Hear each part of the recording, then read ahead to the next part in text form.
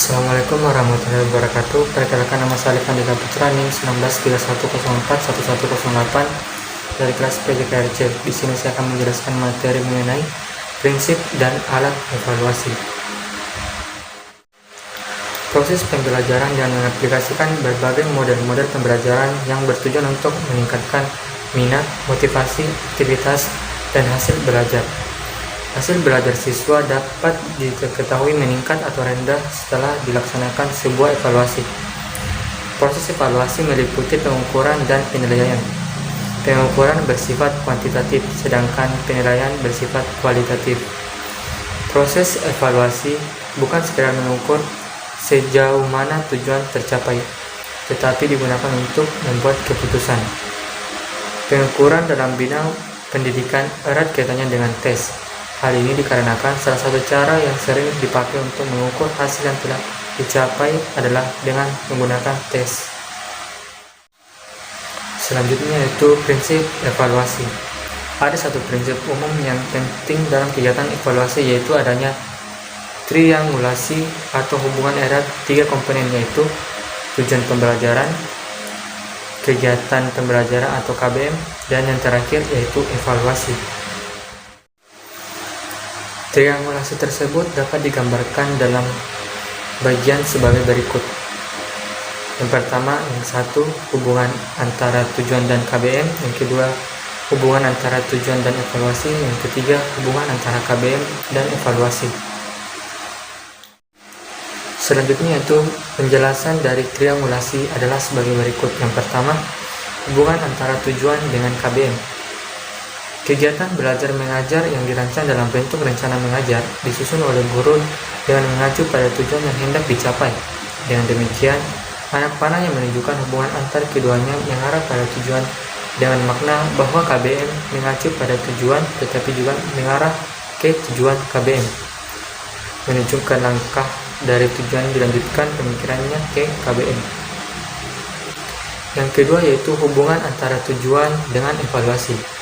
Evaluasi adalah kegiatan pengumpulan data untuk mengukur sejauh mana tujuan sudah tercapai. Dengan makna demikian, maka anak panah berasal dari evaluasi menuju ke tujuan. Di lain sisi, jika dilihat dari langkah dalam menyusun alat evaluasi yang mengacu pada tujuan yang sedang dirumuskan. Yang ketiga yaitu hubungan antara KBM dengan evaluasi.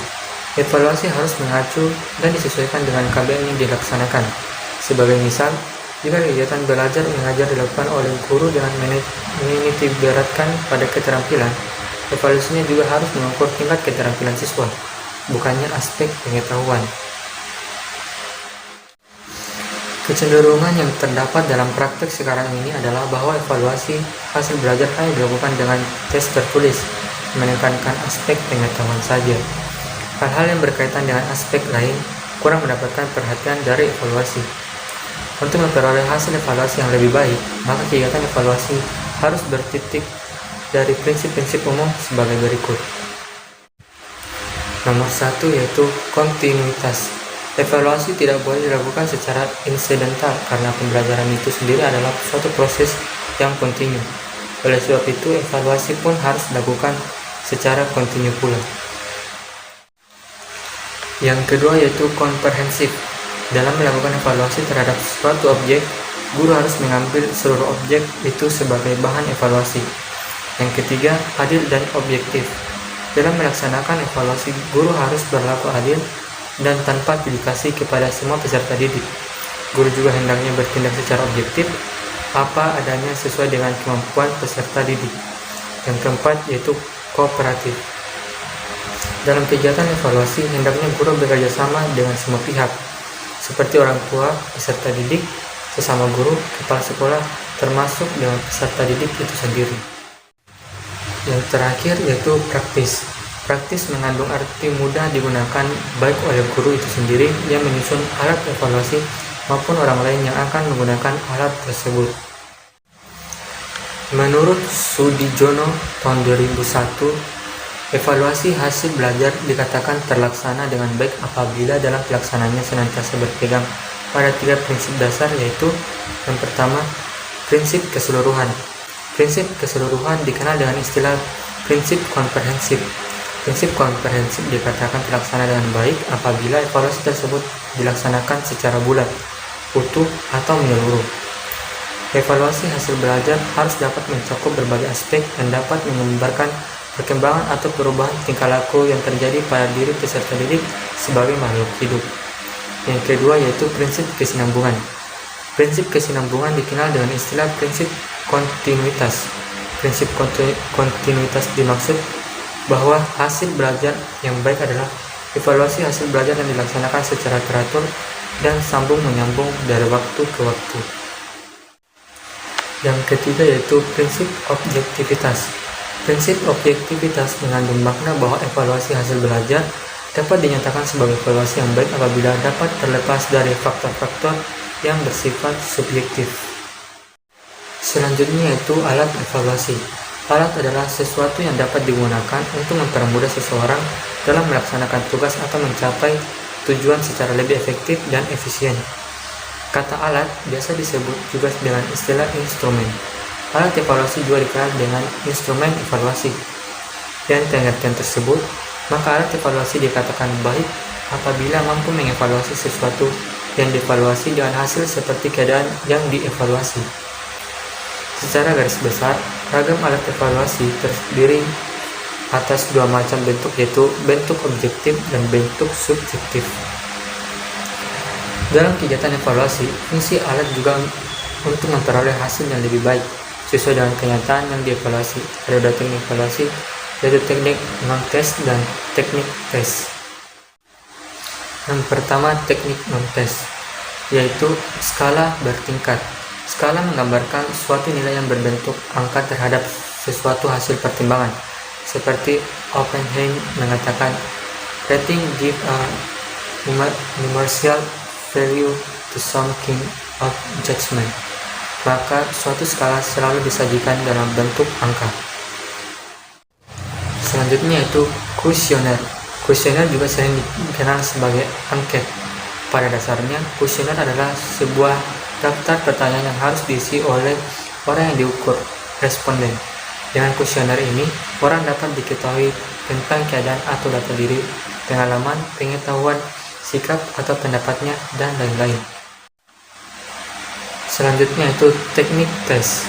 Berikut ini beberapa pendapat para ahli mengenai pengertian tes, yaitu dalam bukunya Evaluasi Pendidikan, Amir Daeng Indra Kusuma mengatakan, tes adalah suatu alat atau prosedur yang sistematis dan objektif untuk memperoleh data-data atau keterangan-keterangan yang diinginkan tentang seseorang dengan cara yang boleh dikatakan tepat dan cepat.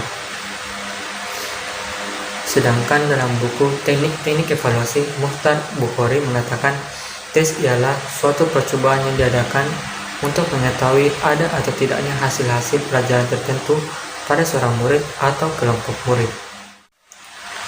Untuk keperluan evaluasi proses belajar mengajar, dapat digunakan tes yang telah distandarisasikan maupun tes buatan guru. Tes terutama digunakan untuk menilai kemampuan siswa yang mencakup pengetahuan dan keterampilan sebagai hasil kegiatan belajar mengajar. Ditinjau dari segi pelaksanaan tes terdiri dari yang pertama tes tertulis. Tes tertulis merupakan alat penilaian yang dijawab oleh siswa meliputi 1. Tes bentuk uraian, yaitu semua bentuk tes yang pertanyaannya membutuhkan jawaban dalam bentuk uraian. Tes bentuk uraian menuntut kemampuan siswa untuk mengorganisasi dan merumuskan jawaban dengan kata-kata sendiri. Selanjutnya tes bentuk objektif, yaitu bentuk tes yang mengharuskan siswa memilih di antara kemungkinan jawaban yang telah disediakan, memberi jawaban singkat, atau mengisi jawaban pada kolom titik yang disediakan.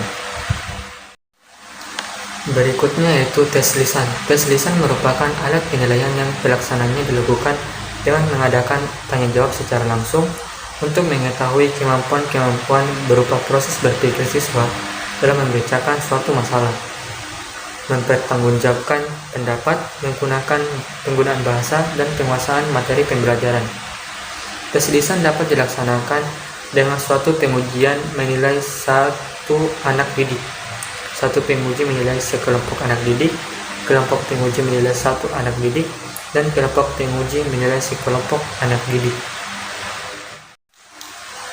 Ditinjau dari segi kegunaan untuk mengukur siswa, tes dibagi menjadi 3, yaitu yang pertama, tes diagnostik. Tes diagnostik adalah tes yang digunakan untuk mengetahui kelemahan-kelemahan siswa, sehingga berdasarkan hasil tersebut dapat dilakukan penanganan yang tepat. Selanjutnya itu tes formatif. Tes formatif dapat juga dipandang sebagai tes diagnostik pada akhir pelajaran. Evaluasi formatif atau tes formatif diberikan pada akhir setiap program. Tes ini merupakan post-test atau tes akhir proses.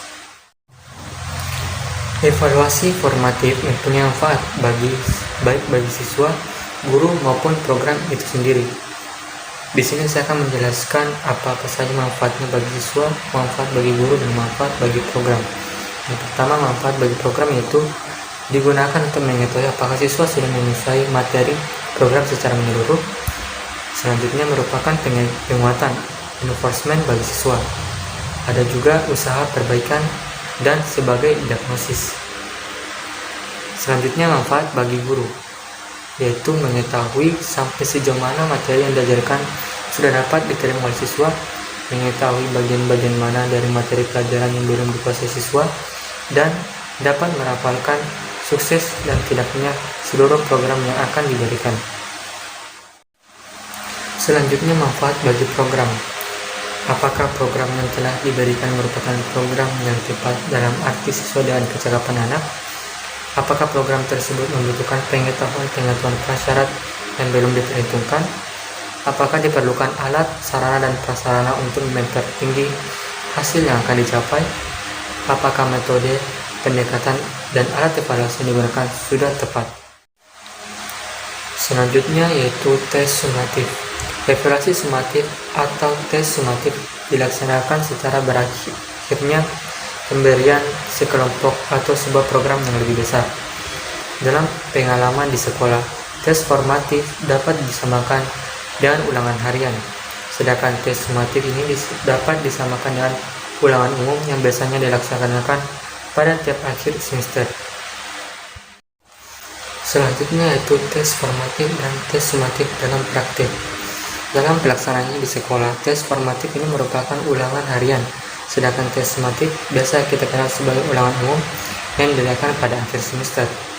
Dalam pelaksanaan tes sumatif di sekolah-sekolah, ada yang disamakan antara satu daerah atau wilayah administratif dan dikenal sebagai THB, tes hasil belajar, TPB, tes prestasi belajar, atau istilah lain lagi. Selanjutnya yaitu perbandingan antara tes diagnostik, tes formatif, dan tes sumatif. Untuk memperoleh gambaran mengenai tes diagnostik, tes formatif, dan tes sumatif secara lebih dalam, berikut ini akan disajikan perbandingan antara ketiganya. Dalam membandingkan akan ditunjukkan dari 9 aspek, yaitu yang pertama ditinjau dari fungsinya. Tes diagnostik. Di sini tes diagnostik menentukan apakah bahan prasyarat lebih dikuasai atau belum, menentukan tingkat penguasaan siswa terhadap bahan yang dipelajari, memisah-misahkan siswa berdasarkan kemampuan dalam menerima pelajaran yang akan dipelajari, menentukan kesulitan-kesulitan belajar yang dialami untuk menentukan cara yang khusus untuk mengatasi atau memberikan bimbingan. Adapun tes formatif sebagai umpan balik bagi siswa, guru maupun program untuk menilai pelaksanaan suatu unit program. Sedangkan untuk tes sumatif untuk memberikan tanda kepada siswa bahwa telah mengikuti suatu program serta menentukan posisi kemampuan siswa dibandingkan dengan kawannya dalam kelompok. Yang kedua ditinjau dari waktu. Untuk tes diagnostik, pada waktu penyaringan calon siswa, pada waktu membagi kelas atau permulaan memberikan pelajaran, selama pelajaran berlangsung bila guru akan memberikan bantuan siswa. Untuk tes formatif, selama pelajaran berlangsung untuk mengetahui kekurangan agar pelajaran dapat berlangsung sebaik-baiknya. Sedangkan untuk tes sumatif pada akhir unit 1 bulan semester akhir tahun atau akhir pendidikan. Selanjutnya yang ketiga ditinjau dari titik berat penilaian. Yang pertama untuk tes diagnostik tingkah laku, kognitif, afektif, dan psikomotorik, faktor-faktor fisik, psikologis, dan lingkungan. Untuk tes formatif menekankan pada tingkat kognitif, sedangkan untuk tes sumatif pada umumnya menekankan pada tingkah laku kognitif, tetapi ada kalanya pada tingkah laku psikomotor dan kadang-kadang pada afektif. Yang keempat yaitu ditinjau dari alat evaluasi. Untuk tes diagnostik, tes prestasi belajar yang sudah distandarisasikan, tes diagnostik yang sudah distandarisasikan, tes buatan guru, dan juga pengamatan dan daftar cocok. Untuk tes formatif, tes prestasi belajar yang tersusun secara baik. Untuk tes sumatif, tes ujian akhir.